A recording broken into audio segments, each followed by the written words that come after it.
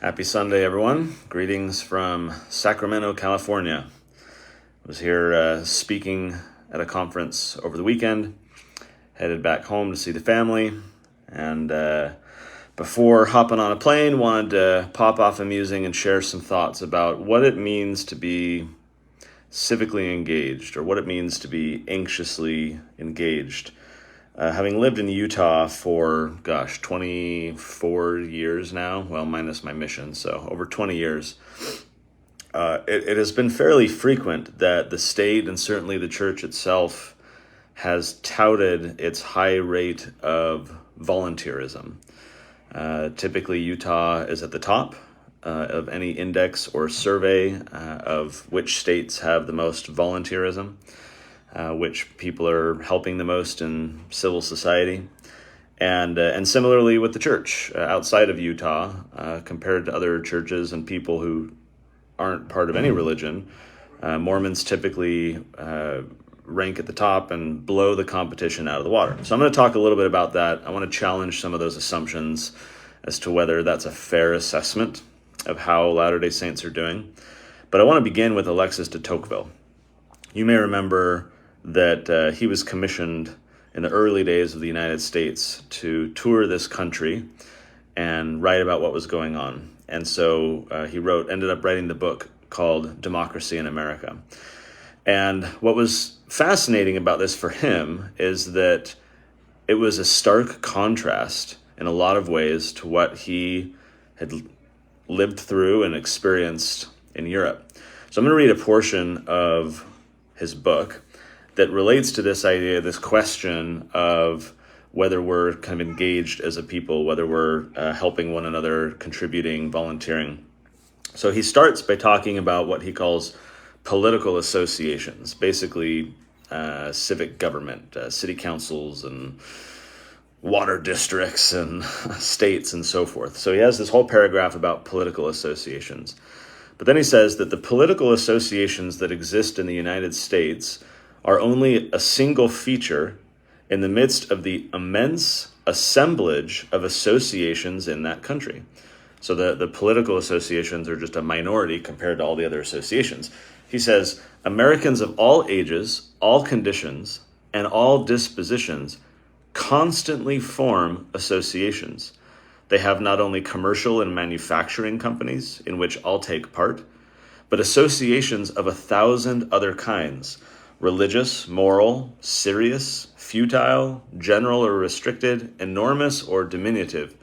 The Americans make associations to give entertainments, to found seminaries, to build inns, to construct churches, to diffuse books, to send missionaries abroad. In this manner they found hospitals, prisons, and schools.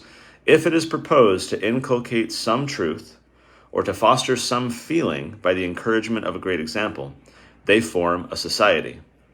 Wherever, and so here's where he gets into the contrast that that was so stark for him. He says, wherever at the head of some new undertaking you see the government in France, or a man of rank in England, in the United States you will be sure to find an association. In other words, in Europe it's just through government and the ministers and the political class that are the change agents, supposed change agents of society. But then by contrast, de Tocqueville says, in America, you'll see an association doing it. He says, I met with several kinds of associations in America, of which I confess I had no previous notion. And I have often admired the extreme skill with which the inhabitants of the United States succeed in proposing a common object for the exertions of a great many men, and in inducing them voluntarily to pursue it.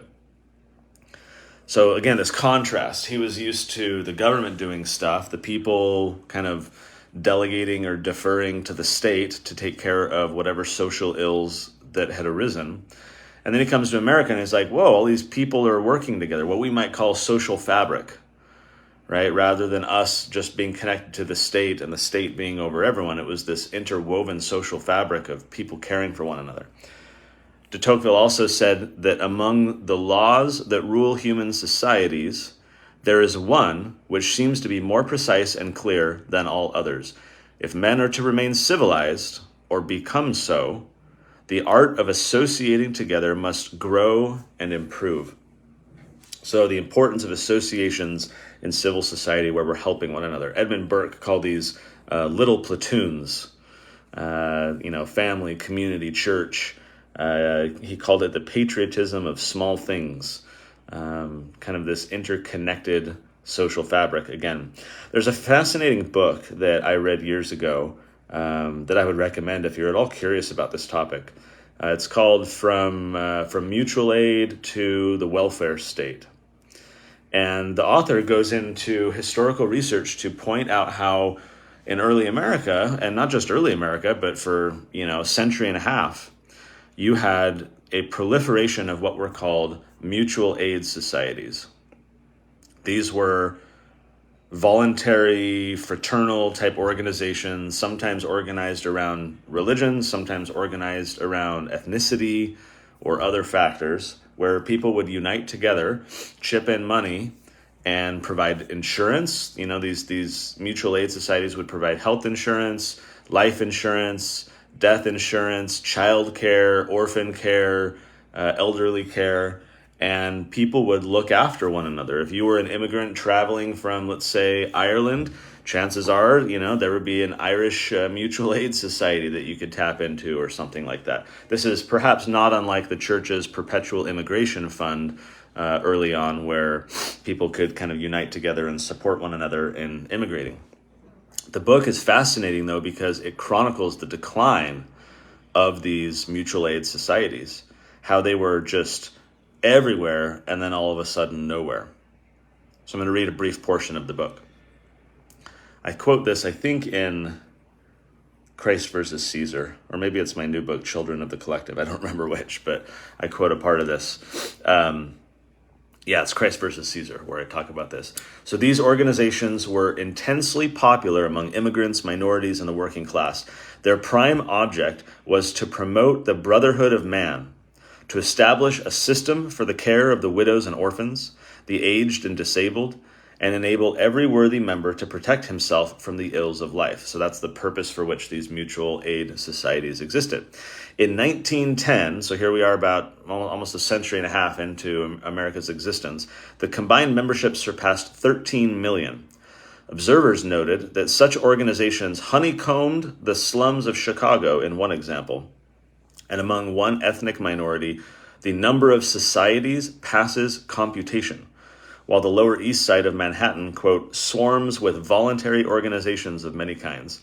So here we were in the early 1900s, right before the dawn of the progressive era, and these associations that de Tocqueville saw a century ago are still everywhere. Continuing, the prevalence of such spontaneously organized societies was often a manifestation of the attempts by their participants to fulfill their Christian religion. One such association dedicated itself, in addition to rendering aid to needy members, to, quote, Christianity, education, morality, and temperance, and the art of governing, self-reliance, and true manhood and womanhood. By the way, I'm quoting from myself describing this in Christ versus Caesar. This whole thing is not a direct quote from the mutual aid book. The Great Depression led to a government intervention unlike any seen before in the area of welfare. The creation of the welfare state that has grown tremendously ever since. Even in the early days of this encroachment by the state, fraternal societies were in full retreat as social welfare institutions. By assuming the burden of care for those in need, governments had undermined much of the reason for the existence of societies, and thus for people to join. The role of churches shrank dramatically with the expansion in government spending under the New Deal, with the data clearly showing that higher government spending leads to lower church charitable activity. So church welfare spending across the board fell 30% in the immediate aftermath of the New Deal. Because, of course, why wouldn't it, right? If you're being taxed purportedly to care for others, the poor and the needy, why are you then, on top of the tax that is forcibly taken from you, going to go donate even more? People's mental process, with good reason, is, well, I've already lost some of my earnings, my income. to charity care, to welfare, to aid. So why would I double down on that? I've already checked that box through taxes. And so voluntary spending fell 30% in the immediate aftermath of the New Deal. Here's this quote from the mutual aid book. The old relationships of voluntary reciprocity and autonomy have slowly given way to paternalistic dependency. Those caring for the elderly and orphans cited new welfare programs as justification not only for rejecting applicants into these mutual aid societies, but for closing down entirely. They directly attributed their closure, their implosion, and then their closure to these new welfare programs. In economics, this term is called the crowd-out effect. In other words, the state is crowding out the private social fabric, welfare mutual aid societies and institutions.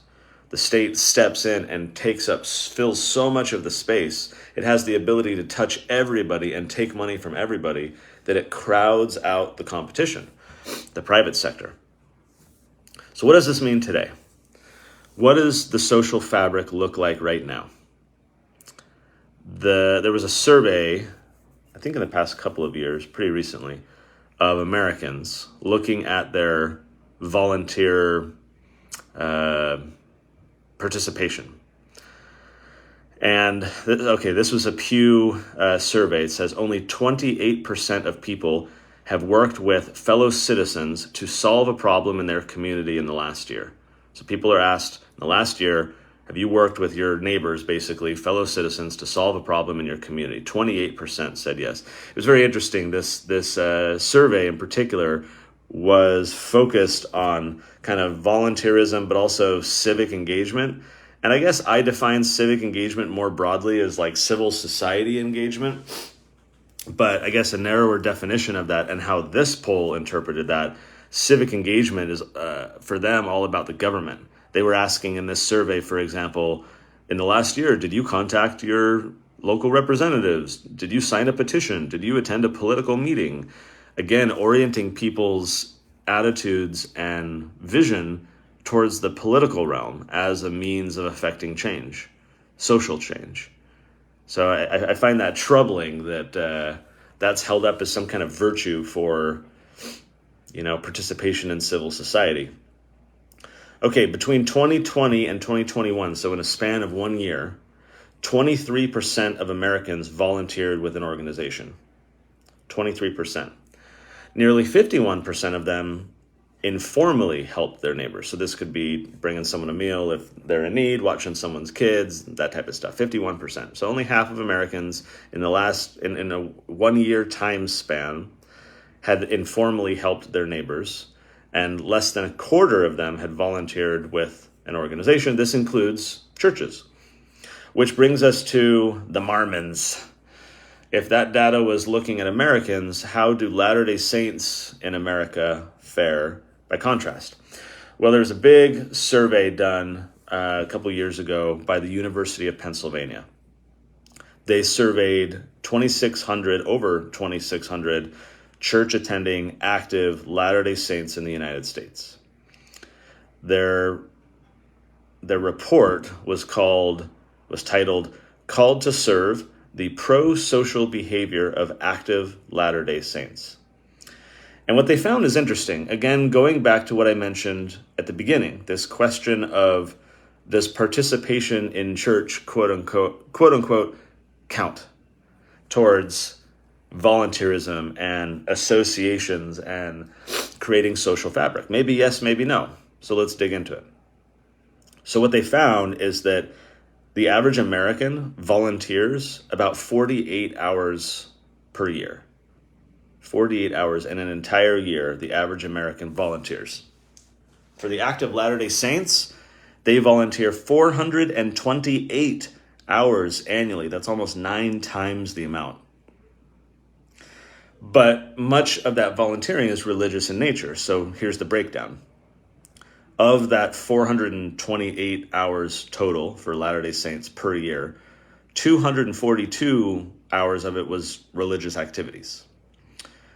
Then there were the church-affiliated volunteering to meet the social needs of the people. This is Boy Scouts, young men, young women, Relief Society activities on a Thursday night, the kind of social arms outside of just doing your calling during church type of thing, right? That was 96 hours for church-affiliated volunteering. Then there was the church-affiliated activities helping people outside the church. So this could be welfare, humanitarian aid. I don't know what else would qualify. This was totaled up as 56 hours, which seems quite high to me. I'd be curious to see a breakdown of that even more. But they said 56 hours for church-affiliated activities helping people outside the church. And then to this question of remove the church from it. How much are Latter-day Saints actively engaging and contributing outside the institutions of the church? So for volunteer activities completely outside the church, it was 34 hours, which is less than the 48 hours of the average American.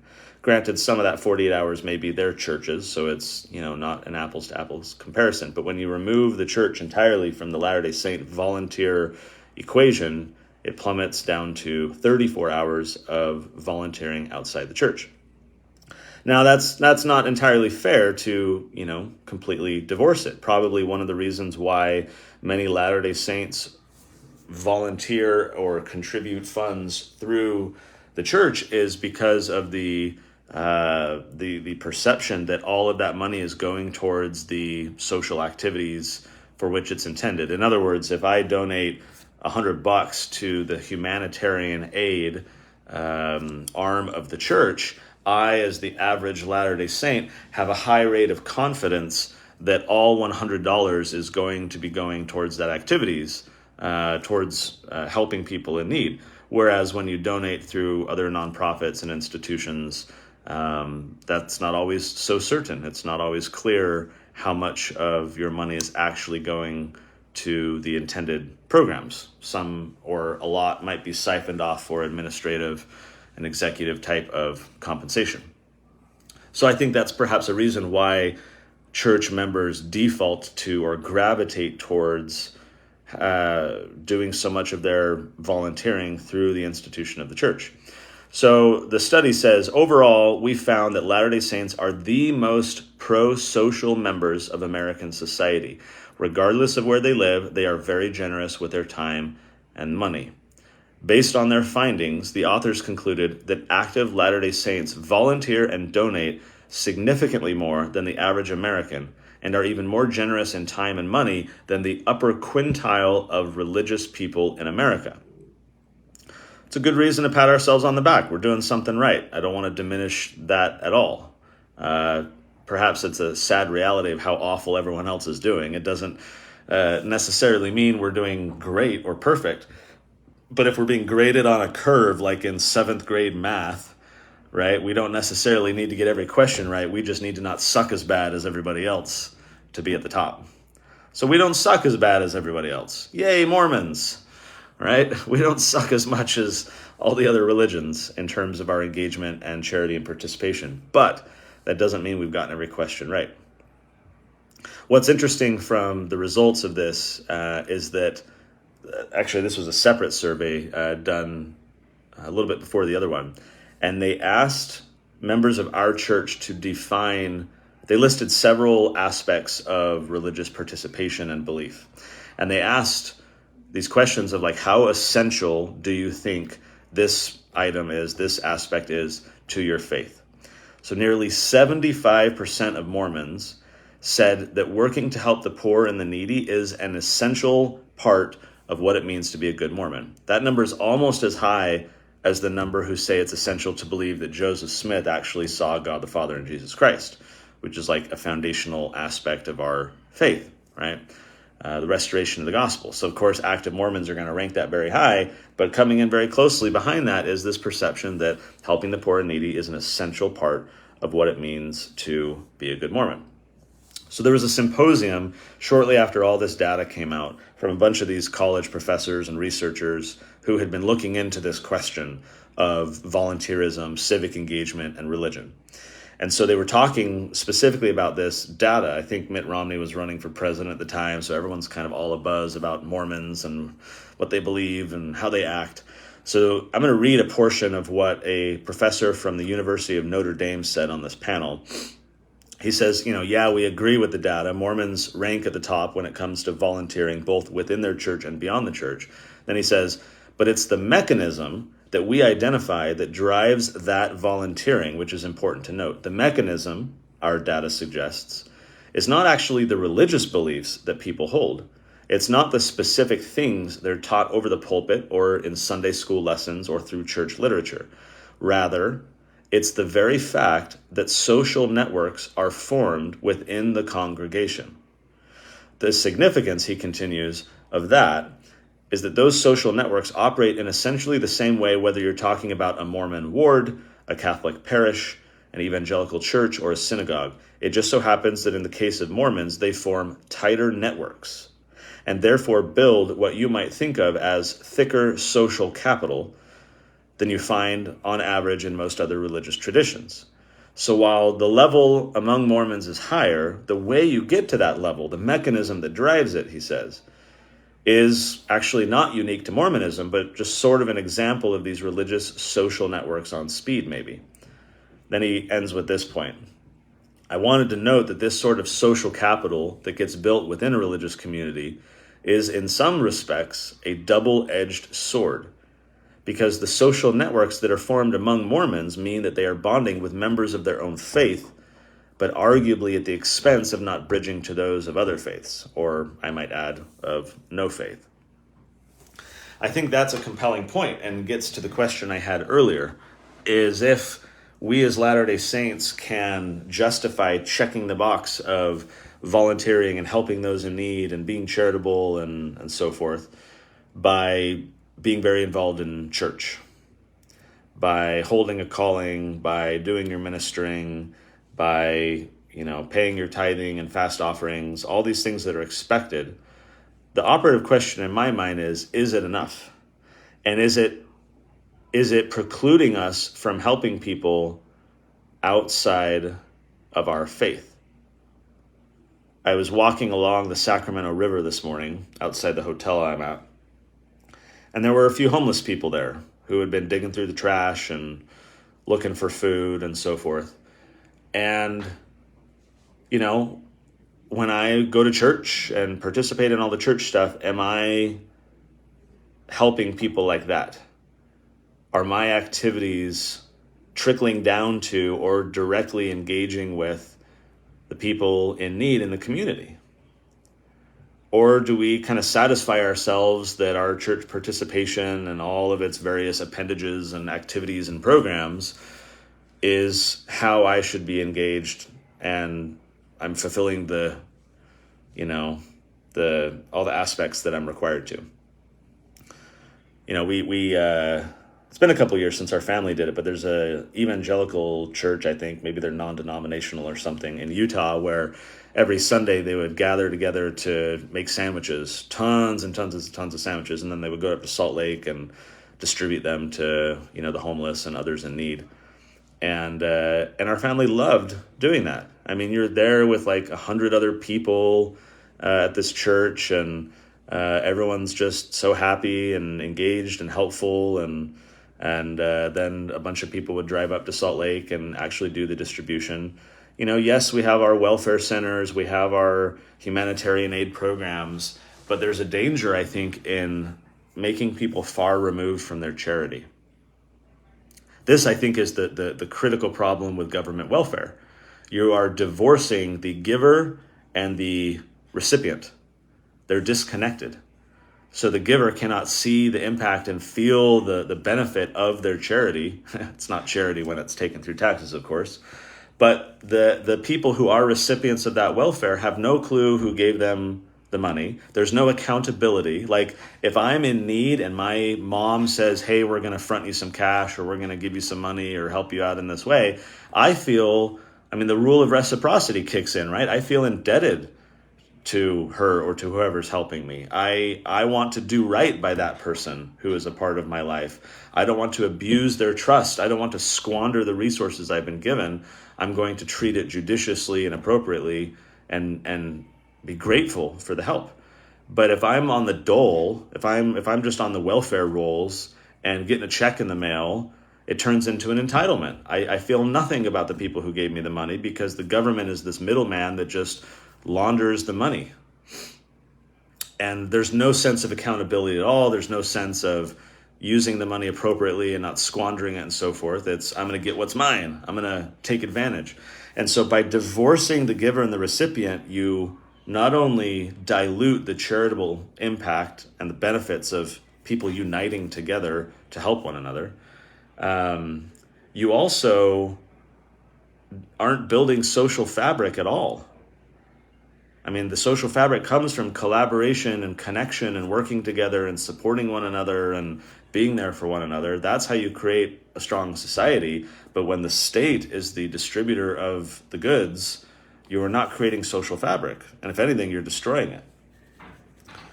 So Utah, by way of an example, while Utah gets very high marks for volunteerism because of the heavy percentage of active Mormons who live there, when you exclude the church, Utah actually comes in dead last for the number of non-professional groups, civic, nonprofit associations like Rotary clubs, alumni groups, Elks lodges, these kind of fraternal societies and so forth. Utah comes dead last. It's no surprise people find their identity and community in the church, and rightly so. I'm not saying that's a bad thing, but it, in some ways, I feel like gives us a bit of tunnel vision because we are depriving ourselves of participation in other societies with other people and impacting people more directly outside of just our narrow church community. Okay, so to the scripture that prompts all this, the title of this musing and the thought itself comes from D&C 58. This is a scripture you're all familiar with, but it's one that I think has a lot of bearing on what we're talking about. So D&C 58, verses 26 through 29. It says, "For behold, it is not meet that I should command in all things. For he that is compelled in all things, the same is a slothful and not a wise servant. Wherefore he receiveth no reward. Verily I say, men should be anxiously engaged in a good cause, and do many things of their own free will, and bring to pass much righteousness. For the power is in them, wherein they are agents unto themselves. And inasmuch as men do good, they shall in no wise lose their reward. But he that doeth not anything until he's commanded, and receiveth a commandment with doubtful heart, and keepeth it with slothfulness, the same is damned." So the question I want to pose to you, to me, to everybody is, are church programs for welfare and fast offerings and humanitarian aid and tithing and all the rest, are those things where Latter-day Saints are being commanded or compelled in all things? Are we receiving a reward just by doing the minimum of what's expected? It says we should be anxiously engaged in a good cause, not do one thing or a few things, but many things of our own free will to bring to pass much righteousness. Not a little bit of righteousness, much righteousness. The power is in us. We're agents unto ourselves. So I suggest that we as Latter-day Saints are not nearly as anxiously engaged as we might like to think we are. And because we're being graded on a curve and compared to everybody else, all these articles come out about how great we're doing, we're at the top of these rankings, and go Mormons and go Utah or whatever. But that's insufficient. It doesn't mean we got a perfect score. It doesn't mean there isn't room for improvement. And I don't think that we should rest on our laurels and feel like because we're at the top of the pack, we're doing all right. What's interesting to me about this section of scripture is that it was given, the revelation, to people who were already, one could argue, diligent in keeping the commandments. These were people earnestly seeking the kingdom of God. They were doing what was being asked of them. And yet this revelation comes that says, I shouldn't have to command you in all things. I shouldn't have to set up government programs for you to, or church programs rather, to take care of the poor. Shouldn't have to, tell you to do these things. You should do it on your own. You should be anxiously engaged. You should bring to pass much righteousness. It's not enough to fulfill church callings. It's not enough to pay your fast offerings. One of the reasons why the state crowded out the mutual aid societies, as I mentioned earlier, is that if people feel like they're already paying for welfare, then why would they pay again through donations? But I wonder if the church is also crowding us out. Just as the state crowded out the private mutual aid societies, is the church crowding out, or are we allowing the church in our minds to crowd out individual action? Are we becoming slothful servants because we just wait around for the church to tell us what's needed? And we'll do it because we're good, active Latter-day Saints, and we're obedient and all the rest. We'll do that. But after we're commanded to, after we're told, oh, go do this. Oh, yeah, okay, we'll do that. So because the church has so many of these programs, and I mean, just this last weekend, I guess the NBA was in Salt Lake City for some All-Stars game. I don't know sports ball. And but I did see an article where the KSL or someone was touting this big church service project to package up boxes of food for people. So a lot of these basketball players went down and donated their time and helped put boxes together of food. And that's great, right? That's super important. The church has many of these amazing programs. It is an envy of many people. I mean, when I did the musing a few weeks ago about the United Nations and the New World Order and all that, we talked about how the church was highlighting, I mean, the UN World Food Program, person came and did a tour of Welfare Square. And I mean, the church loves to highlight to governments, to elected officials, to the media, to VIPs in various industries. They love to offer tours. They love to highlight the impact we can have together by pooling all of these funds, by people contributing, not just tithing, not just fast offerings, but humanitarian aid and the rest.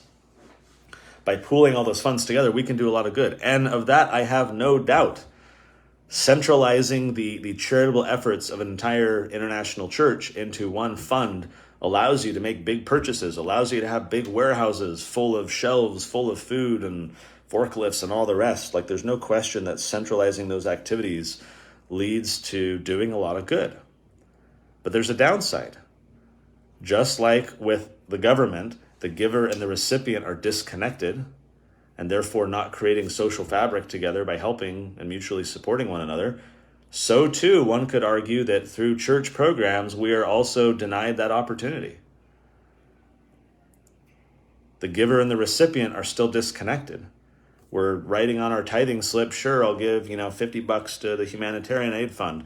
Now we don't know if it actually goes to humanitarian aid, because now the church says, even though they have those line items, your money all just goes into one pot and they'll do with it what they please.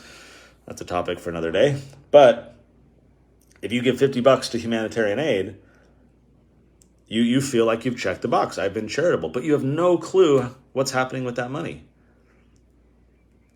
I think so much of charity, certainly of creating social fabric, comes from individual action. Being anxiously engaged in a good cause, doing many things of our own free will, bringing to pass much righteousness. I'm sorry, but I don't think that sending in $50 and writing on a tithing slip and throwing it in a big pot of money is necessarily bringing to pass much righteousness. It's certainly not being anxiously engaged. If anything, it is disengagement. It's us feeling like we're being righteous, that we're being commanded to help the poor. And again, 75% of active Mormons think that helping the poor and needy is an essential part of their religion.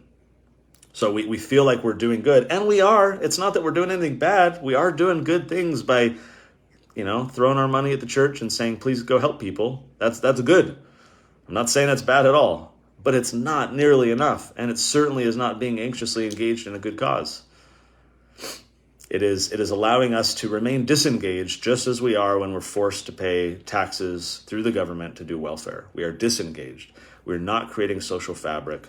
And even though we're doing it through the church, I would argue that we're not really living up to the ideal of these associations that de Tocqueville saw, or the little platoons that Edmund Burke talked about. The social fabric. We're not really creating it. We're creating a church community, and that's important, but to the detriment of a broader social fabric that can actually try and push back against the growth of the state. Final thought. When I wrote my first book, Latter-day Liberty, about why Mormons should be basically libertarian because of various aspects of our gospel, that book did really well. Sold a bunch.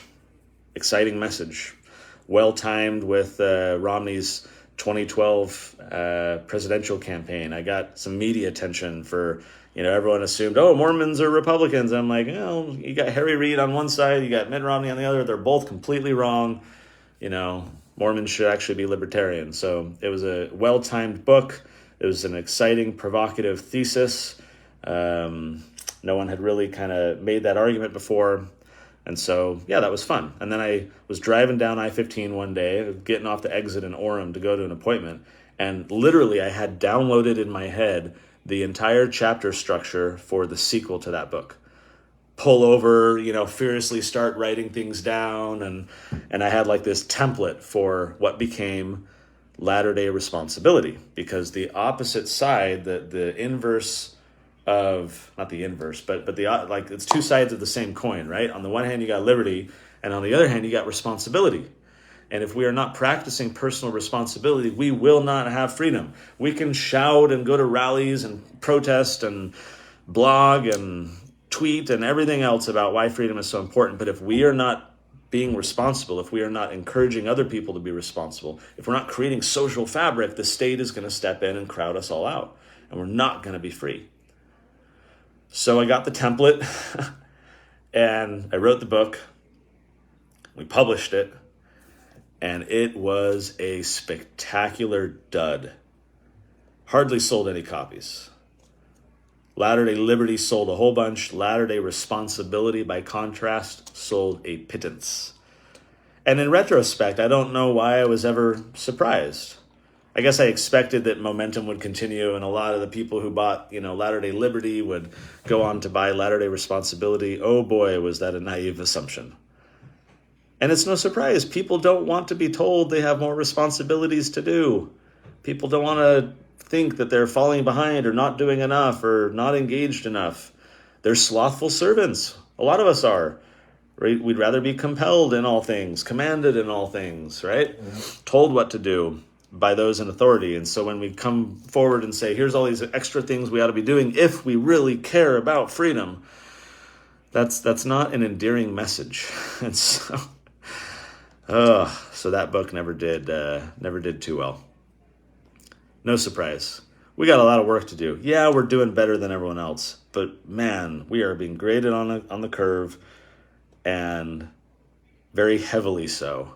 It's a very low bar for what everyone else is doing. So sure, let's pat ourselves on the back that we're doing more than others. Again, I don't want to diminish the importance or the impact of what's being done. I just want us to consider that it's not enough, that it's actually creating disengagement rather than being anxiously engaged, and that our responsibility is not an institutional one. It's not a church one.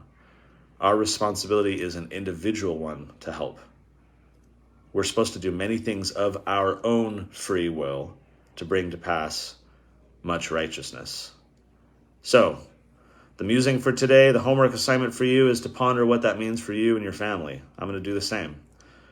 What does it mean to be anxiously engaged? I mean, that word alone is interesting.